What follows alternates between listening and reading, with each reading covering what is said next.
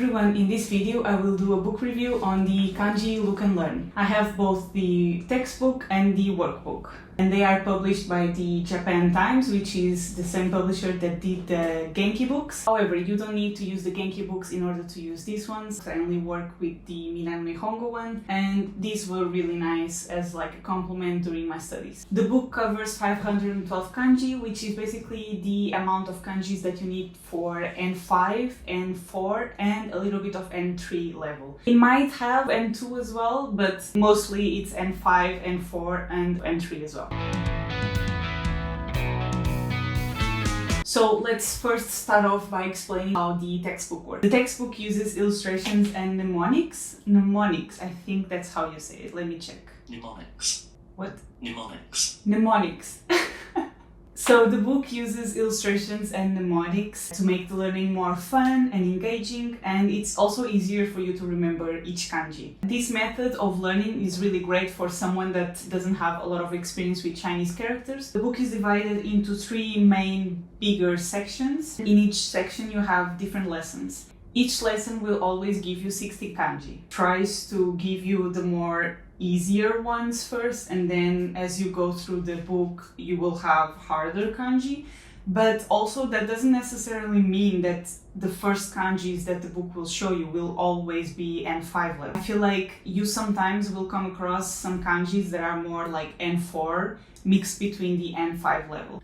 It's not amazing because if you are studying for a specific level, like for example the N5 level, you might not want to lose energy studying kanjis that are not from your level. But I feel like if you don't focus on the exam and you just focus on learning the actual kanji, having kanjis from different levels mixed together is actually not that bad because they are mixed together but also they make sense. For example, on lesson 2, you have the kanjis for each day of the week: Nichiyobi, Getsuyobi, Kayobi, Suyobi, and so on.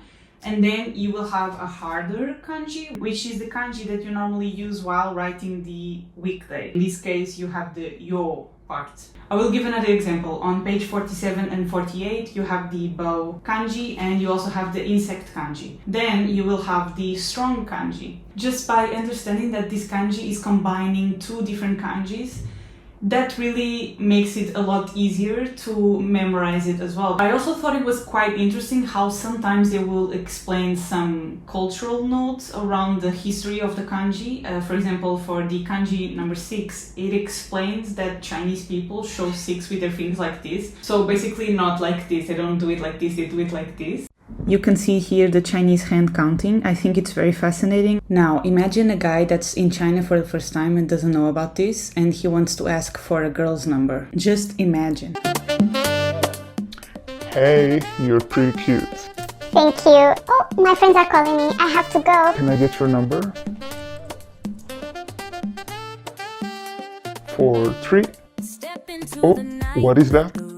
What? What? Call you? Yes, I want to call you, but I need your number.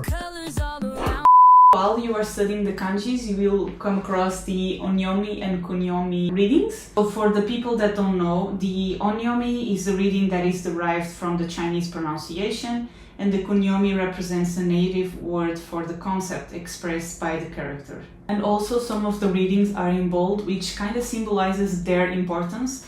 Basically what they say in the starting of the book is that if you learn only the bold readings, you are actually learning the main reading, or the reading that will probably be more useful during day-to-day life and during the exam. Obviously it's better to know all the readings, but you can really focus your energy by just memorizing those bold words. You can check out the stroke order underneath. And next to it you have these arrows which are going to give you some reference information, and finally you also have the easily confused kanji next to the exclamation mark. That is really useful because it will give you kanjis that are very similar to the one that you are studying right now. Having this feature is really great because when I was studying by myself, I would basically write down the most similar kanjis and making sure that I understood which differences there were between them, so I wouldn't make like an error during the exam. Now, where this book really shines is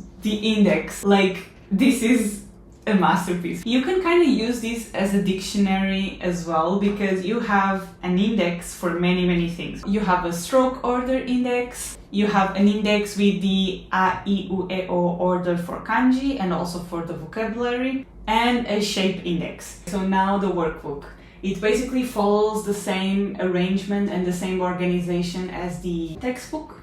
You have many exercises in here. The exercises start off by being very easy, and then as you progress through the book you will get harder exercises. However, for complete beginners, you should maybe learn the grammar points first, the most basic ones at least, and then you can go through this. Only because in my own experience, I basically didn't study grammar at first, and I was getting a little bit frustrated because I feel like some of the exercises, even though they are not grammar focused, they had like the verb conjugations that I still didn't study. So I was getting confused by those like example sentences, and I don't want you to feel the same as I did. So basically how this book is, you will have a section where you can practice your stroke order of the kanjis that you have learned. Then you have a table with vocabulary where you should write down the readings of each kanji, and also you will have the fill in the blank space kanji exercise. Sometimes you will come across some reading exercises. I think the reading exercises are great because as you progress through the book they will slowly remove the furigana.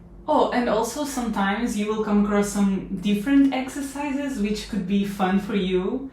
Like for example this one where you have to like look at the signs and write down their meanings. So yeah, I think I went through pretty much everything. Overall, I think it will really benefit you to have both books because they complement each other really well. I mean, if you want to have just one, you can buy just one of them, but it depends on what you prefer having. Do you prefer to have something that you can look at and like start memorizing the kanjis and also having a dictionary? Or do you prefer to just have an exercise workbook where you can practice both the stroke order, the readings and the writings of the kanji? Let me know if you found this video helpful. Let me know if you have any questions. I'm always very happy to respond to your comments. Thank you so much for watching this video, and if you are interested in more book reviews and also learning more about my Japanese learning journey, please do subscribe to this channel, and I'm really happy to have you there. Thank you so much. Bye bye.